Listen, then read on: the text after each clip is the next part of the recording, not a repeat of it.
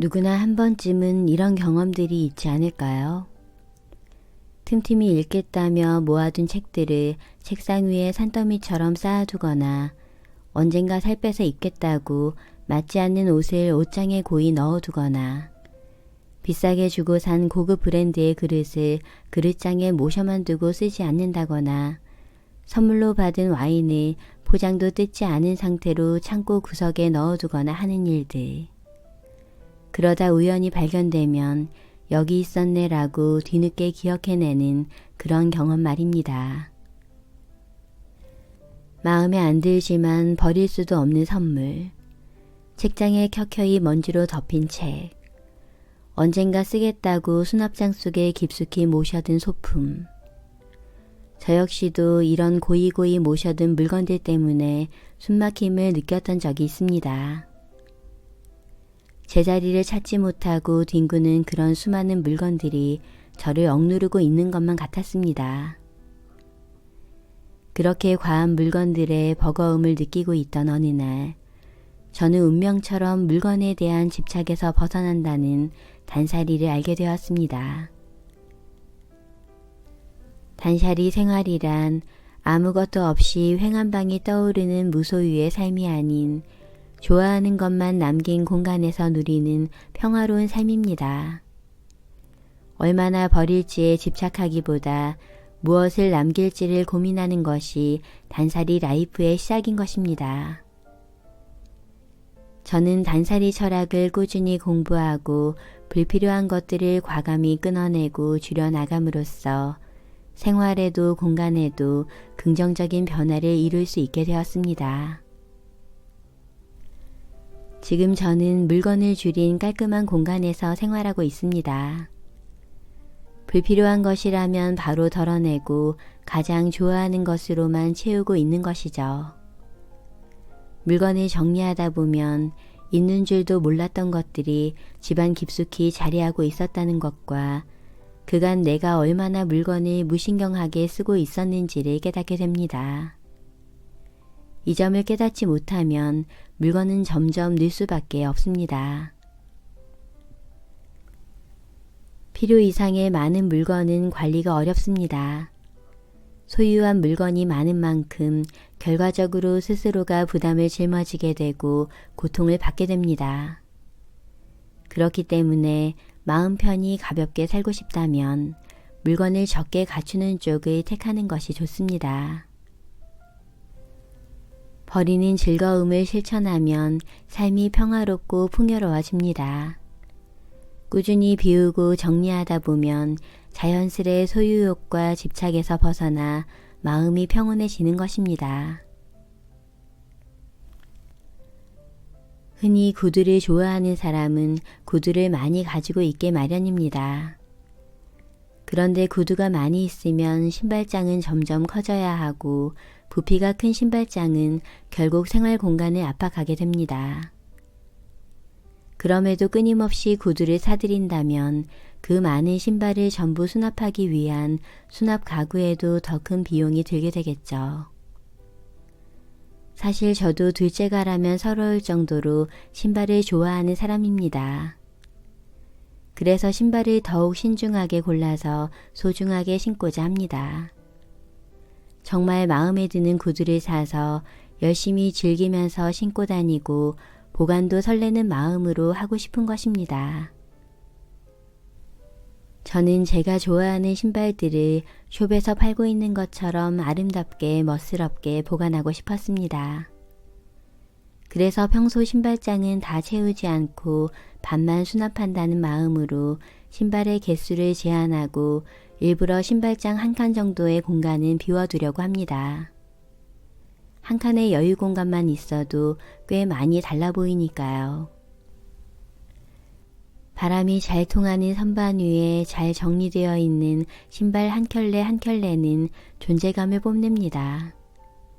또 비워진 자리만큼 손님용 공간이 준비되어 있으니 그 또한 크나큰 여유가 아닐 수 없습니다.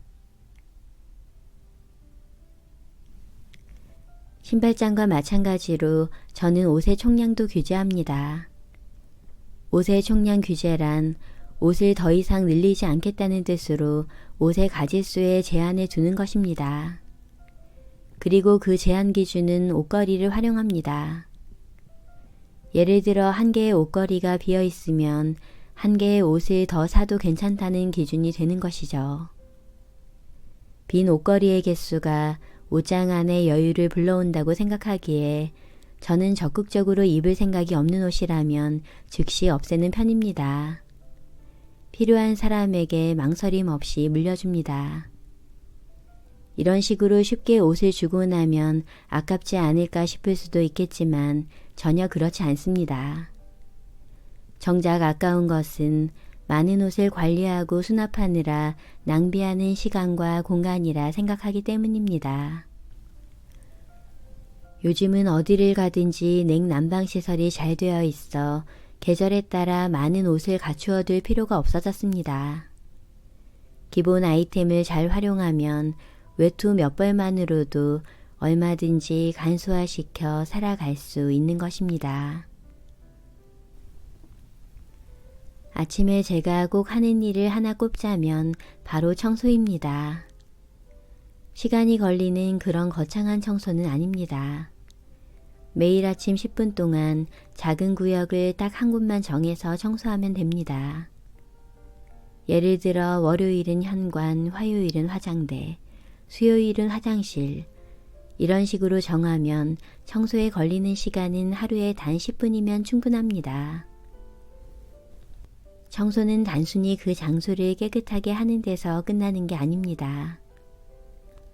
불교에서는 먼지를 털어내는 일이 곧 마음의 먼지를 털어내는 일이며 먼지를 닦는 일은 곧 마음의 먼지를 닦는 일이라고 생각한다고 합니다. 한마디로 청소는 하나의 마음 수행인 것이죠. 우리는 하루하루 바쁜 일상과 많은 사람들과 얽히면서 욕심과 집착, 스트레스들이 마음의 먼지로 쌓이게 됩니다. 그렇게 쌓인 마음의 먼지와 얼룩을 훌훌 털어낼 수 있는 것이 바로 청소인 것입니다. 청소를 내 마음의 먼지를 털어내는 일이다, 마음을 깨끗이 닦는 일이다 라고 생각하게 되면 허투루 할 수 없습니다. 마음을 담아 정성껏 하게 됩니다. 쓸고 닦아 반짝반짝 윤이 나는 공간을 싫어할 사람이 있을까요? 생활 공간을 깨끗하게 하면 마음이 정돈될 뿐 아니라 기분도 좋아집니다. 어떠한 공간이든 매일 청소를 해도 먼지가 쌓이게 마련입니다.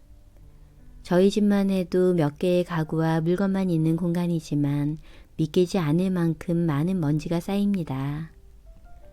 물건이 없어도 이 정도인데 물건이 많은 집은 얼마나 많은 양의 먼지가 쌓일까요? 사실 저는 청소를 좋아하지 않는 사람이었습니다. 그런데 물건을 줄이면서 물건과 함께 쌓인 먼지를 비워내는 상쾌함을 맛보게 되며 청소가 점점 재미있어졌습니다. 물건을 한 개 줄일 때의 마음이 가벼워지는 만큼 귀찮게만 느껴졌던 청소가 조금씩 즐거워짐을 느낄 수 있었습니다. 청소가 부담스럽지 않아 자주 하다 보니 자연히 공간에 대한 애착도 전보다 더 가지게 되었습니다. 청소는 자신을 위해 하는 것입니다. 공간과 물건을 쓸고 닦아주며 쾌적하고 평온한 상태로 되돌려 놓기 위해 하는 것입니다. 그렇기 때문에 미루지 않고 그때그때 해야 합니다. 평소에 자주 수시로 청소해 두면 일부러 나를 잡아 온갖 수고를 동원해서 때를 빼는 일에 힘을 쓸 필요가 없으니까요. 대부분의 집 샤워 부스에는 꽤 많은 물건들이 진열되어 있습니다. 샴푸, 린스, 샤워젤과 같이 대형 용기의 목욕용품부터 목욕 의자와 세숫대야, 심지어 스펀지, 브러쉬 등 청소 도구도 있습니다. 모양도 크기도 제각각인 그런 물건들을 오른쪽으로 왼쪽으로 옮겨가며 청소하는 것은 정말 수고스러운 일이 아닐 수 없습니다. 또 플라스틱 용기는 미끈거리고 물때가 끼기 일쑤라 일일이 닦아 주어야 하죠. 그래서 저는 목욕용품을 일체 샤워부스에 두지 않기로 했습니다. 목욕을 하러 샤워부스에 들어갈 때 공중 목욕탕에 들어가는 것처럼 필요한 물건을 들고 들어갑니다. 샴푸, 린스, 클렌징 용품들을 한 바구니에 담아 샤워부스에 들어가고 목욕을 마치면 바구니에 물기를 제거한 뒤 원래 보관했던 자리에 다시 넣어두는 것입니다. 이렇게 하면 목욕 후 샤워부스에 물건이 남지 않습니다. 또 물건이 없어 말끔해진 샤워부스는 청소하기에도 얼마나 편한지 모릅니다.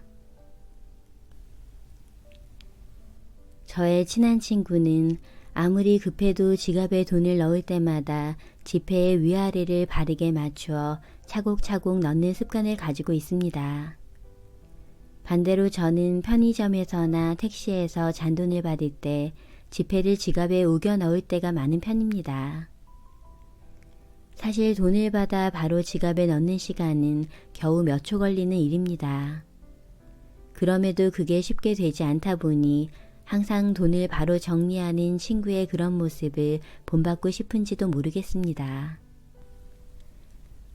사실 우리가 매일 들고 다니는 지갑의 상태는 그 사람의 경제 사정이나 돈을 쓰는 방식을 보여줍니다.